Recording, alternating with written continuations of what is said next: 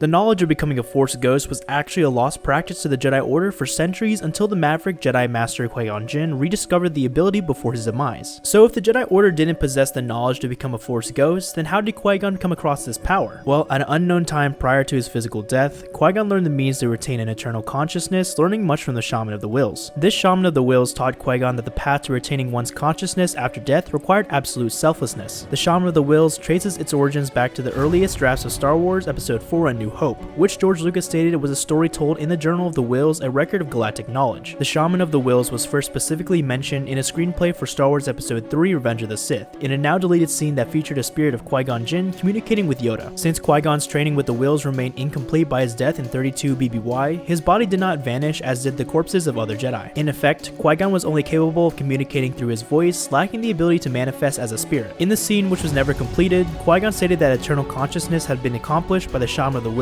A cut line from a later scene also had Yoda saying that the path to eternal consciousness was a secret of the ancient Order of the Wills. Foreseeing Yoda's relevant role in training the one who would preserve the balance of the Force, Qui-Gon communicated with the Jedi Master during the final days of the Clone Wars. He instructed Yoda on his way to the Force planet where he was supposed to undergo a preliminary training supervised by the Force priestesses. The final 3 episodes of the 6th season of the Clone Wars, titled Voices, Destiny, and Sacrifice, show Yoda going through the trials to prove he is worthy of obtaining the knowledge of becoming a Force ghost. These 3 episodes also expand upon how Qui-Gon learned the secret to eternal consciousness. In the episodes, Yoda learns about the secret of the 5 Force priestesses who had also trained Qui-Gon, but no mention is made of the Shaman of the Wills. Despite this, the official databank and on StarWars.com still refers to Qui-Gon as having learned from the Shaman of the Wills. The priestesses were representative of the connection between the living Force as experienced by living beings and the cosmic Force in its role in a greater scheme of the universe. Existing within the wellspring of life, the 5 priestesses were a form of shapeshifters and would mutate their forms to manifest as serenity,